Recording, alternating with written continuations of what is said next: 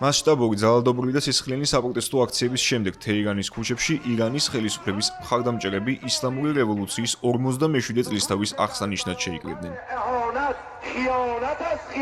აიათოლა ალი ხამენეის პორტრეტები, ისლამური რესპუბლიკის დროშებით გადაჭედილი ქუჩები, ვაშინგტონისა და თელ-ავივის დამგმობის შინაარსის ბანერები, შეძახილები სიკვდილი ამერიკას, სიკვდილი ისრაელს და ამ ქვეყნების დემონსტრაციულად დამწვარი სიმბოლიკები.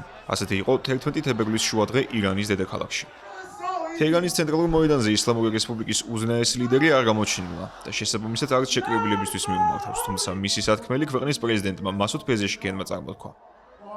ირანის პოლიტიკური ლიდერის მტკიცებით, თეირანი არ შეეგუება ქვეყნის ფარგლებს გარედან წამოყენებულ ულტიმატუმებს, თუმცა მზად არის დიპლომატიისთვის.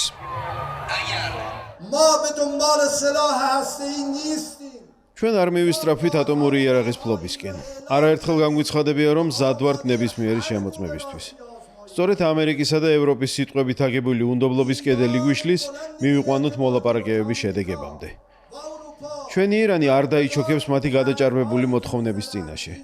ის არ დაიხევს უკან უსამართლობისა და აგრესიის წინაშე.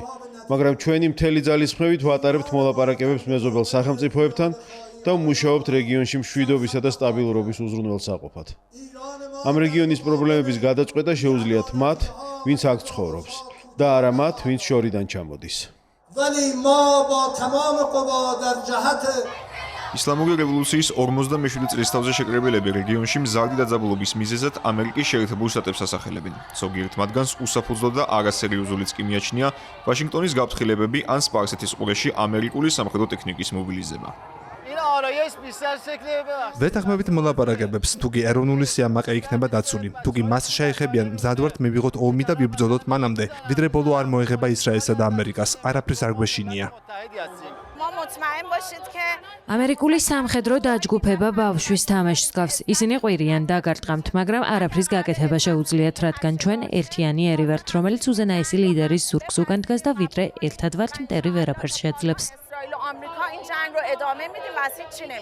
მასუდ პეზეშკიანის განცხადების მიუხედავად, რომ ირანი მზად არის ნებისმიერი სახის შემოწმებისთვის, გაეროს ბირთვული ზედამხედველი ორგანოს, ატომური ენერგიის საერთაშორისო სააგენტოს თანახმად, მათ უკვე რამდენიმე თვეა არ აქვთ ირანის ბირთვული არსენალის ინსპექციის შესაძლებლობა.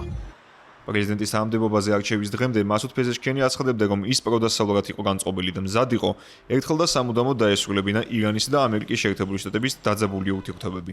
მართალია, არჩევნებში მისი გამარჯვებისას თეთრ სახლში ჯო ბაიდენის ადმინისტრაციის ბოლო თვეები იწურებოდა, თუმცა მაშინაც კი თეირანსა და ვაშინგტონს შორის არსებობდა სერიოზული დაძაბულობა ირანის ბირთვული შეიარაღების ფლობის საკითხთან დაკავშირებით.